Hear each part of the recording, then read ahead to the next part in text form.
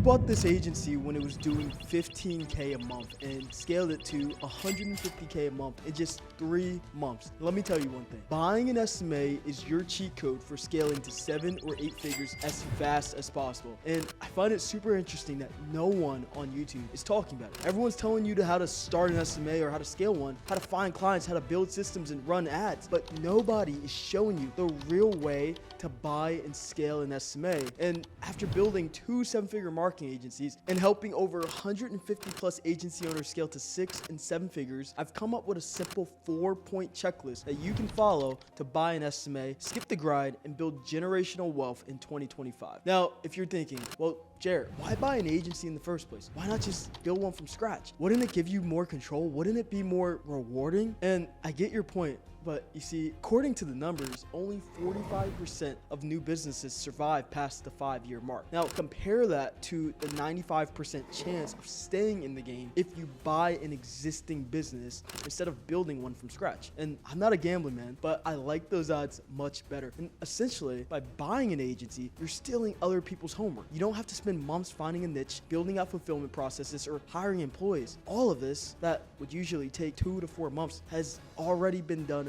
for you. And to give you some context on what you can do with those 2 or 4 months in the agency space, we were able to scale a state AI from 15K a month when we bought it all the way to 150K a month in just 3 months. That's a 10x increase. Imagine we had spent all that time building a new agency from scratch. Another huge benefit of buying an SMA is economies of scale. So let's say my agency has 10 clients and expenses are $5,000 a month. The cost to fulfill one client is $500 per client. Now, if I acquire a new agency with 10 more clients, I don't need to hire more staff because I already have a CSM, a media buyer, a VA who can handle this. My cost to fulfill drops to just $250 per client, cutting in half, adding $5,000 a month in just pure profit. The agencies you'd want to buy are typically doing 10, 20, or even 30K a month. And if you're already at 40, 50, or 60K, acquiring an agency like this could literally take you to 7 figures much faster than trying to grow one client at a time through ads and outreach. Now, you might be wondering, why would someone making 20 or 30K a month with their agency want to sell it in the first place? Here's the thing. Most young guys start an agency in their late teens or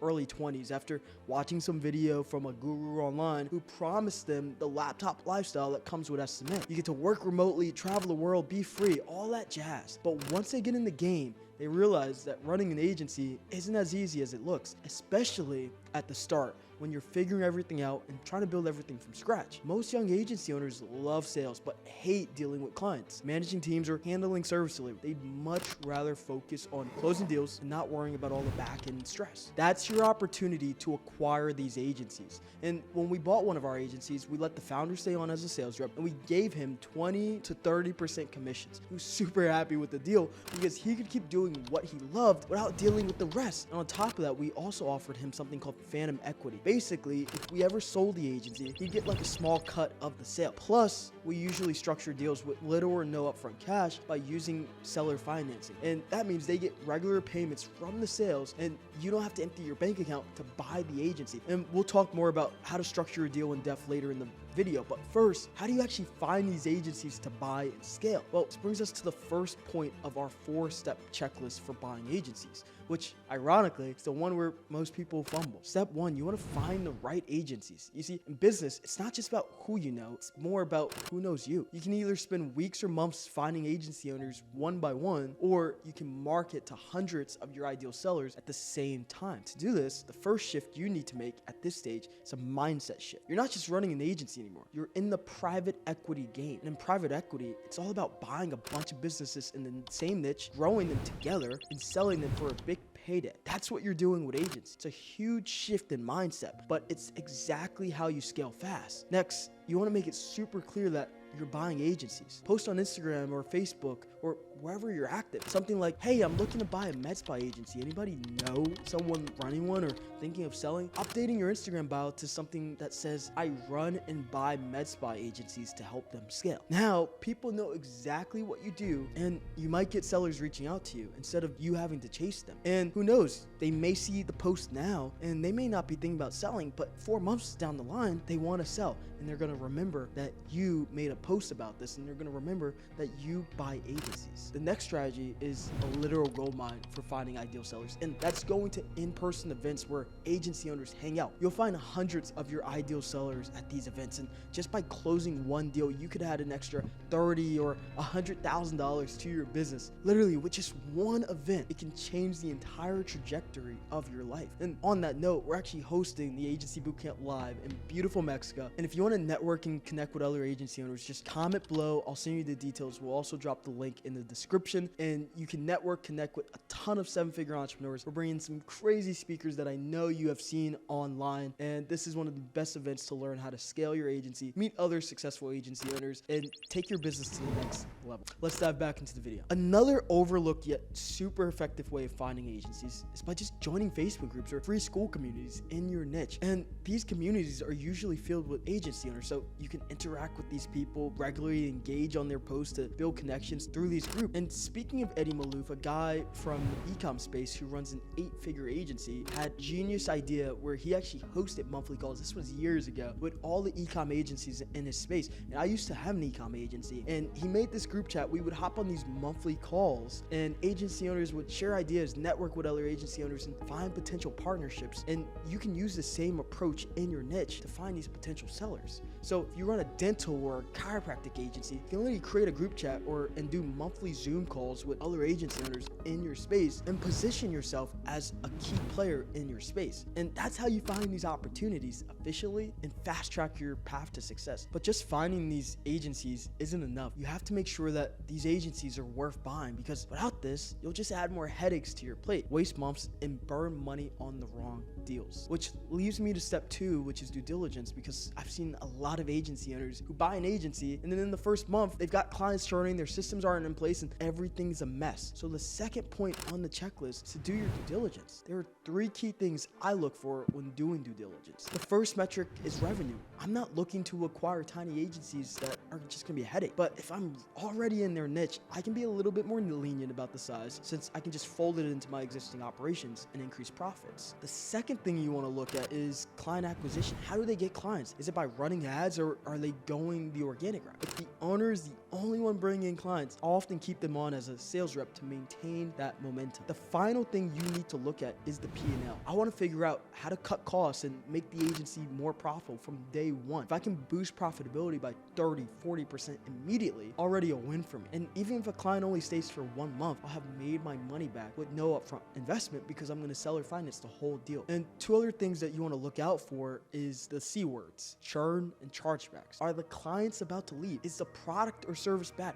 Are there lots of chargebacks? These are red flags that can indicate trouble in the future. But here's the thing, even if there are issues, they can actually be opportunities in disguise. If the agency has a decent foundation but struggles with chargebacks or client retention, that's low-hanging fruit. I can fix it and make significantly more profit instantly. You also want to make sure that you know the owner's real reason for selling. Is it burnout? Do they just hate the day-to-day, or is it something else? Once I understand their pain points, I can structure the deal to benefit both sides. I want it to be a win-win for everybody, because in negotiations, if someone's losing, it's probably just a bad deal. Doing this due diligence is going to save you so much headache down the line, and ensuring you're not wasting time and energy on a sinking ship. So now that you found an agency to buy, done your due diligence, and you're ready to move forward, how exactly do you structure the deal to make the most while minimizing the risk? The first thing is to value the agency properly. And when it comes to valuing an agency, there's a few different approaches that you can take. The traditional way people like to do it is by using a 3x EBITDA multiple. Now, EBITDA is just a fancy term for profit. So here's how it works. You take the average profit of the agency over the last 2 to 3 years, and you multiply that by 3. For example, if the agency has been making $10,000 a year in profit over the last 2 years, then that business is probably worth around $30,000. 10,000 times 3. Now, most agencies that you're looking to acquire haven't even been in business that long, and they might not even have accurate profit numbers or proper records. So most of the time, you'll be looking at agencies doing around 20 to 30K per month in revenue. And I like to negotiate a $0 down deal. Now, every once in a while, you might find a hidden gem like an agency doing 100K or more per month that's willing to sell. Let me tell you, those are super rare. And for the most part, you're going to be dealing with these smaller agencies in the 20 or 30K revenue stage. And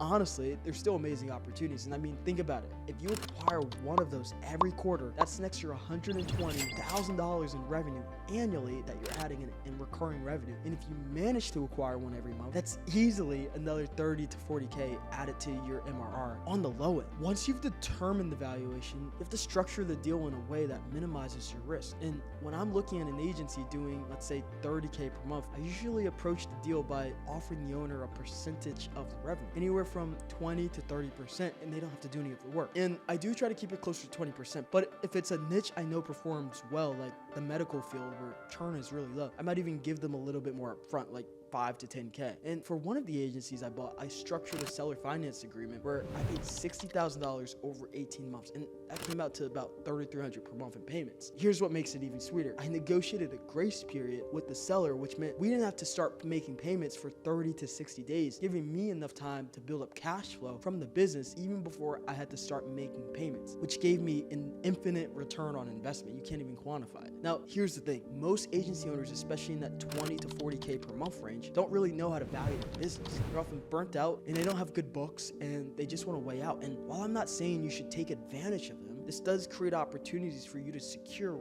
really good deals. And I mean, I've seen agencies do 30K per month, sell for as little as $15,000. It's crazy, but it does happen, especially when the owner is super desperate to move on. That said, here's the simple 4-step framework I like to follow to structure the perfect deal. No money down or minimal money down to reduce that upfront risk. And we do that with seller financing, so we spread the payments over 18 to 24 months. This way, you're essentially using the agency's own cash flow to pay for it. And I've never included interest in any of my deals, but if you're negotiating and you want to sweeten the pot, you could even offer a small interest rate, say like 4% on the seller finance amount, where the seller essentially becomes a bank. Next is working cap. On top of that, you can negotiate for the owner to leave some money in the business to cover operating costs and disputes. And with that, you should have a pretty sweet deal while minimizing your upfront risk and increasing your upside. But it doesn't end at just buying the agency. Once the papers are signed and you officially own the agency, the real work begins. The transition period. This is the transition period where the first few months, and these are the most crucial because I've seen so many agency owners buy an agency, sit back, and then everything starts going south and this whole dream turns into a nightmare. The first few months are when most of the issues are going to surface. And if you don't handle the transition well, it could end up costing you hundreds, thousands of dollars and months of wasted time. So step 4, the transition period. And these are the 3 key steps to handling this transition period effectively. If the agency doesn't already have a clean P&L or profit and loss statement, that's priority number 1. You need to bring in a super reliable professional who can audit the numbers and clearly communicate where the money is going. And once you have clarity, you need to start looking for areas to trim the fat. And these could include unused subscriptions, high overhead costs, or unnecessary spending. Even small tweaks in expenses can free up significant cash flow that